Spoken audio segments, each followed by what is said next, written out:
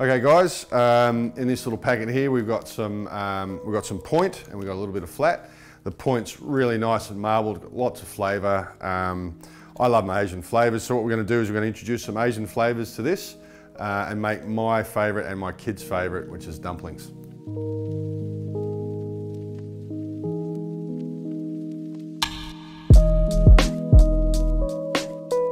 So, some freshly chopped garlic. I love the stuff, so there's never too much. So we used here about 3 cloves, not too much, a tablespoon or so. So we're gonna put this in the fry pan first. We're just gonna cook it till you get some smells, some fragrance, and garlic. I mean, who doesn't love garlic, right? Ginger for me is a classic Asian flavour. Chilies. I'm trying to get my kids to accept more and more chili, so I'm sneaking it in wherever I can. Some spring onion. I don't think you can cook any Asian meal without spring onion. It's just a nice freshness. You get layers of flavour. You get that garlic, then you get the ginger. And of course, if I've added the right amount of chili, you get a little bit of chili right at the end. Chili can be quite offensive if it hits you first. So you want all the other flavours to hit you first, and then just that nice warm mouthfeel. I've also got some water chestnuts.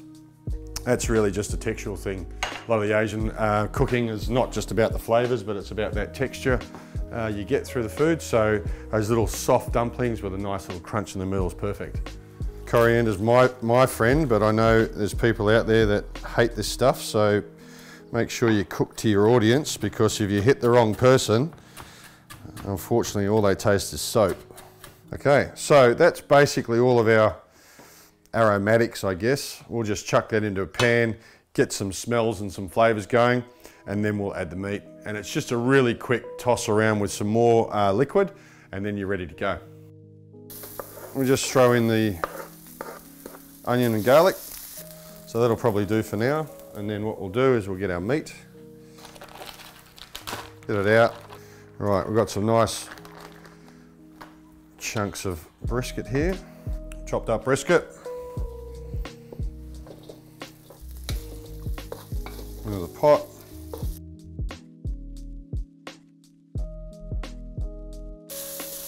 In with those water chestnuts.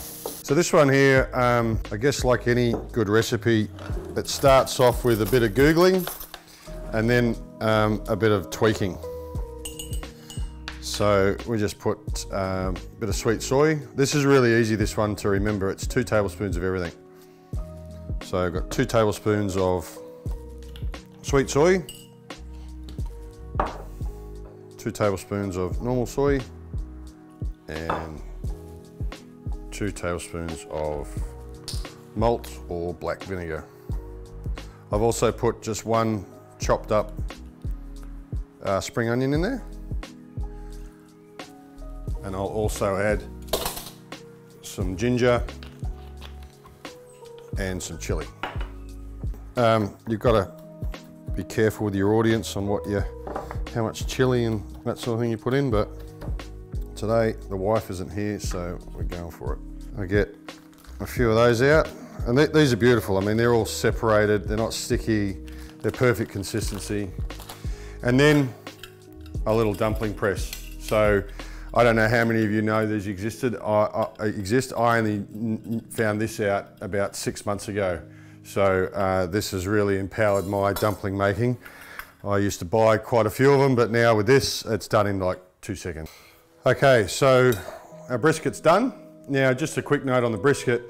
Traditionally, this is made with mince. For me, brisket's my new mince. I use it, as I say, in spaghetti bolognese. I basically substitute any type of mince now for pulled pork or for brisket, primarily because I've always got it on hand, but the extra flavour you get out of it's amazing.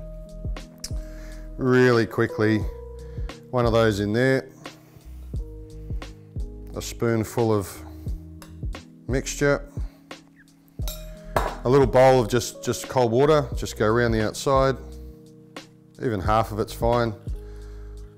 Clamp it up, press, and you've got one beautiful dumpling.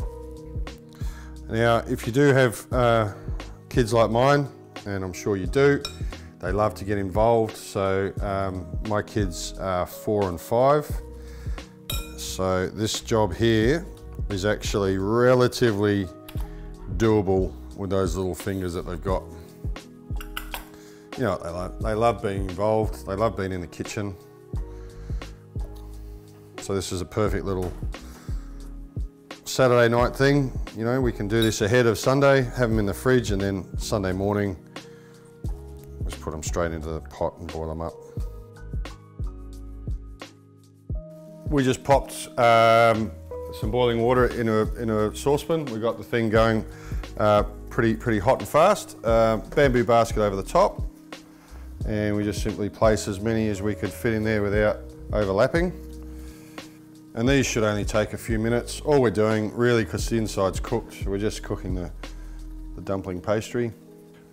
Okay, so it's been 5 or so minutes now. What I did do is I just flipped the basket so the top one became the bottom and the bottom became the top, just so we get that even cooking. If I lift the lid, the dumpling pastry's gone see-through, so for me that looks like it's pretty done. Okay, just pull these little nice soft pillows out, put them on a nice plate. There's actually quite a fair bit of integrity to this, dumpling pasta. So they'll be nice and chewy. Definitely get a different result by steaming rather than boiling. What we'll do is we'll just pour that over the top. And then some crispy shallots. Okay, well, thanks for tuning in, guys. If you like what you saw or you want to see more of it, head on over to recipes.co.nz, or if you want to follow the Rum and Q team, see what sort of barbecue adventures we get up to, or see any of our new products coming up, head on over to rumandq.com. Thanks, guys.